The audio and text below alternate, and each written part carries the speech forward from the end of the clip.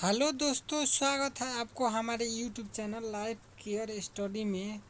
तो चलिए, आज हमने पढ़ने जा रहे हैं बायोलॉजी इंटर का लेसन नंबर 2 है, जिसका नाम पुष्पी पादपों में लैंगिक जनन। अब पढ़ लेते हैं इसको अच्छे तरीके से। पहले चलते हैं क्वेश्चन की तरफ। क्वेश्चन हमारा ये रहा, पुष्पी पादपों में लैंगिक प्रजनन का वर्णन करें। अब आता है हमारा, इसके बारे में आंसर समझ लेते हैं। तो देखिए, इसको अच्छे तरीके से समझिएगा। देखिए यहाँ पे है, पुष्प का पुमंग जयांग के साथ युग्मन करके एक अंडाशय का निर्माण करता है। देखिए अच्छे तरीके से समझिएगा, कहने का अर्थ यही है, पुष्प का पुमंग जयांग के साथ युग्मन करके एक अंडाशय का निर्माण करता है। ठीक, उसके बाद चलते हैं यहाँ, यह प्रक्रिया वर्तिकाग्र में होती है। कहाँ होती है यह प्रक्रिया? वर्तिकाग्र में होती है। अंडप में अर्धसूत्री विभाजन होता है। यहाँ पर देखिएगा, अंडप में अर्धसूत्री विभाजन के फलस्वरूप अंडाशय का निर्माण होता है। देखिए, कहने का अर्थ यही है कि अंडप में अर्धसूत्री विभाजन के फलस्वरूप अंडाशय का निर्माण होता है। अधिकांशतः द्विलिंगी पुष्प में लैंगिक जनन होता है। पौधे में ये 2 प्रकार के होते हैं। अब आते हैं स्वपरागण को जान लेते हैं। इसके बारे में जान लेते हैं, स्वपरागण। क्या जानेंगे? स्वपरागण के बारे में। तो देखिएगा, एक ही पुष्प के जयांग व पुमंग का युग्मन स्वपरागण कहलाता है। देखिएगा, कहने का मतलब यही हुआ कि एक ही पुष्प के जयांग व पुमंग का युग्मन स्वपरागण कहलाता है। जैसे में देखिए, चना, मटर, अरहर इत्यादि। चलते हैं अगले पॉइंट की तरफ। अब आते हैं पर परागण में। देखिएगा, पर परागण समझिएगा, एक ही वंश के भिन्न भिन्न जातियों, एक ही अंश के होता है, भिन्न भिन्न जातियों वाले पादप के पुमंग जयांग के साथ युग्मन करके अंडप का निर्माण करते हैं, पर परागण कहलाते हैं। देखिएगा, कहने का अर्थ है एक ही वंश के अलग अलग जातियों वाले पादप के पुमंग जयांग के साथ युग्मन करके अंडप का निर्माण करता है, स्वपरागण कहलाता है। देखिएगा, अब चलते हैं अगले टॉपिक की तरफ। अब आते हैं,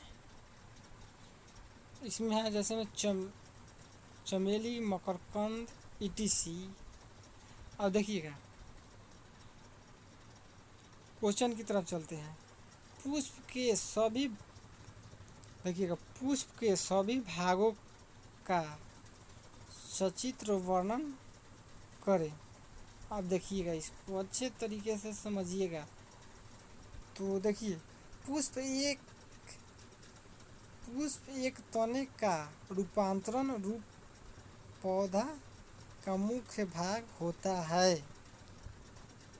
पुष्प में निम्नलिखित भाग होते हैं। जैसे देखिए, बाह्य दल। क्या आता है? बाह्य दल के बारे में जानते हैं। पुष्प के बाहरी भाग को बाह्य दल कहा जाता है।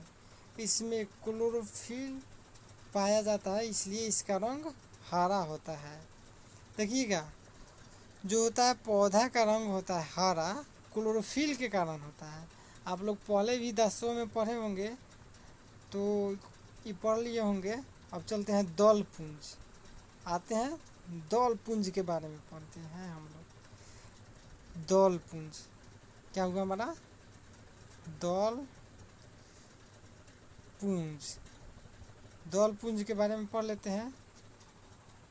तो देखिएगा, पुष्प के चारों ओर बिखरे हुए रंगीन भाग को दौल पुंज कहते हैं। इसमें क्लोरोप्लास्ट पाया जाता है, इसलिए सभी पुष्पों का रंग भिन्न भिन्न होता है। देखिएगा, कहने का अर्थ यही हुआ हमारा कि पुष्प के चारों ओर बिखरे हुए रंगीन भाग को दौल पुंज कहा जाता है।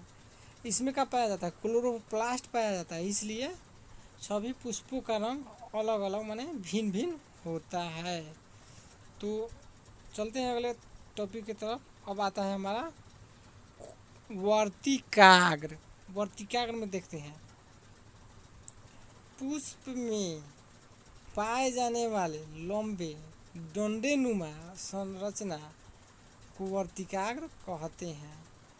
कहने का अर्थ यही हुआ हमारा, देखिएगा, जो हमारा ऐसा पुष्प रहता है, मान के चलिए ऐसा ऐसे पुष्प रहता है, जो यहाँ पे हमारा डंडा-नुमा होता है, इसी को वर्तिकाग्र बोला जाता है।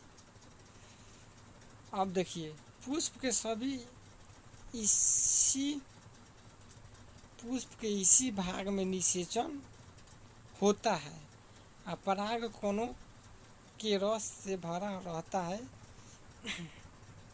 इसमें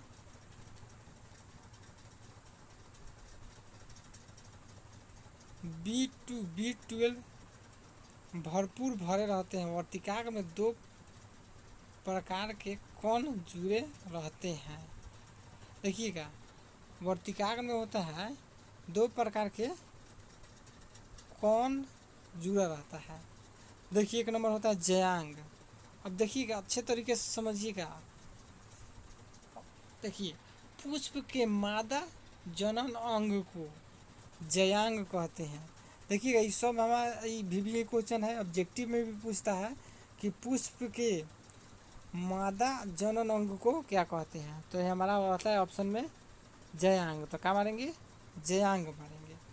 उसके बाद आते हैं, यह वर्तिकाग्र के सबसे ऊपरी भाग में पाया जाता है। जो होता है वर्तिकाग्र हमारा, यहाँ पे वर्तिकाग्र होता है, इसके सबसे ऊपरी भाग में जयांग पाया जाता है। ठीक है। उसके बाद चलते हैं, अधिकांशतः यह लाल रंग के होते हैं। इसकी संख्या 2, 3 या 5 होती है। अब आते हैं पुमंग। क्या है? पुमंग। पुमंग के बारे में जानते हैं। तो देखिए, पुष्प के नर भाग, यहाँ पे देखिएगा, अच्छे तरीके से समझिएगा। कहने का मतलब है, पुष्प के नर जनन अंग, यहाँ पे भी आता है ऑब्जेक्टिव क्वेश्चन कि पुष्प के नर भाग को क्या कहते हैं। तो इसमें ऑप्शन में रहता है पुमंग, जयांग। सब तो क्या मारेंगे? हमारा जो आंसर हो जाएगा पुमंग हो जाएगा। तो पुष्प के नर जनन अंग को पुमंग कहते हैं। इसकी संख्या सर्वाधिक होती है। निषेचन के बाद यह झड़ कर नष्ट हो जाता है। यहाँ पे निषेचन होता है तो झड़ कर नष्ट हो जाता है। अब देखिएगा, इसमें आते हैं क्वेश्चन। अब आता है हमारा क्वेश्चन है, फल क्या है, इसका निर्माण किस प्रकार होता है। देखिएगा, यहाँ पे फल क्या है, इसका निर्माण किस प्रकार होता है। देखिएगा, इसमें देखिएगा, अच्छा तरीके से समझाऊंगा, समझने की कोशिश कीजिएगा। तो देखिए, निषेचन के बाद अंडाशय में कई प्रकार के परिवर्तन होने लगते हैं। इन परिवर्तनों के फलस्वरूप बीजांड बीज का तथा अंडाशय फल का निर्माण करते हैं। परिपक्व अंडाशय फल कहलाता है। फल 2 प्रकार के होते हैं। देखिएगा, निषेचन के बाद अंडाशय कई प्रकार के परिवर्तन होने लगते हैं। मन निषेचन होता है फल में, जो तो उसके बाद कई प्रकार के परिवर्तन होता है। अब परिवर्तन के फल बीजांड जो होता है बीज तथा अंडाशय फल का निर्माण करता है। बीजांड जो होता है बीज का निर्माण करता है और अंडाशय होता है जो फल का निर्माण करता है। फल दो प्रकार के होता है, देखिएगा फल दो प्रकार के होता है। तो समझ लेते हैं कौन कौन होता है फल के बारे में है। देखिएगा एगो होता है सच्चा फल। अब इसमें पढ़ लेते हैं। यहाँ पे देखिए सच्चा फल, जिस फल को बनने में पुष्प के सभी भाग नहीं भाग लेते हैं। देखिए जिस फल को बनने में पुष्प के सभी भाग नहीं लेते हैं,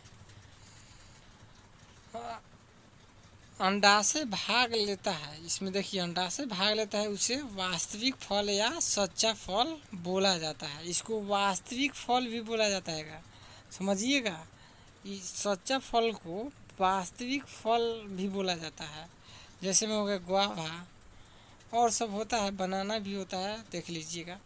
अब एक होता है झूठा फल, इसको झूठा फल या आभासी फल भी बोला जाता है। देखिए इसको झूठा फल या आभासी फल बोला जाता है। तो इसके बारे में जान लेते हैं। देखिए वो फल जिससे बनने में पुष्प के सभी अंग भाग लेते हैं, उसे आभासी फल या झूठा फल कहा जाता है। जैसे में हो गया सेब, नाशपाती और होता है ईटीसी। जैसे में देखिएगा बढ़िया से समझिएगा। कहने का मतलब जो आभासी फल होता है तो इसमें क्या होता है, पुष्प के सभी अंग भाग लेता है। और इसमें क्या था, वास्तविक फल में पुष्प के सभी भाग नहीं लेते हैं, इसमें सब लेता है। अब चलते हैं, देखिए फल के निम्नलिखित भाग पाए जाते हैं। अब देखिएगा बाह्य भीति, बाह्य भीति में समझिएगा। बाह्य भीति में फल के बाहरी भाग को एपिकार्प कहते हैं। देखिएगा एपिकार्प कहते हैं। यह संपूर्ण छिलके का भाग होता है जो विटामिन ई से भरपूर होता है। देखिएगा जैसे में ये फल हो गया, इसमें बीज रहता है, फल हो गया। और जो बाह्य होता है, इसको ऊपर वाला भाग होता है, इसको बाह्य भीति फल बोला जाता है, बाह्य भीति। और उसके बाद देखिए एपिकार्प कहते हैं। अब इसमें जो विटामिन ई से भरपूर होता है। अब देखिए वो होता है मध्य फल भीति। देखिए फल के मध्य वाले भाग को मीजो कार्प कहते हैं। यह खुरेदार तथा रसदार होता है। देखिए फल का जो होता है, जैसे मान के चलिए फल हो गया, इसके जो है मध्य भाग होता है बीच वाला, इसको मध्य फल भीति बोला जाता है। इस मीजो कार्प, देखिए क्वेश्चन ऑब्जेक्टिव भी आता है कि मध्य फल भीति को क्या बोला जाता है, तो मीजो कार्प बोला जाता है। ठीक है, तो चलते हैं अगले टॉपिक की तरफ। अब आते हैं, हमारा हो गया इसके बारे में, यह बीज के चारों ओर बाहरी भाग होता है जिसे हम बीज चोल भी कहते हैं। अब समझिएगा, यहाँ पे समझिएगा, यह बीज के चारों ओर, बीज हो गया, इसके चारों ओर क्या होता है, बाहरी भाग होता है जिसे हम बीज चोल भी बोला जाता है। अमरूद हो गया, केला हो गया, ईटीसी। अब आता है अंतःफल भीति, इसके बारे में जान लेते हैं। हमारा होता है अंतःफल भीति। फल के भीतरी भाग को एक एंडोकार्प कहते हैं। यह पतला या झिल्लीदार होता है, जैसे में नारियल। देखिए फल जो होता है उसके क्या होता है, भीतरी वाला भाग को एंडोडर्म यह अंतः भीति फल भी बोला जाता है, जैसे में नारियल हो गया।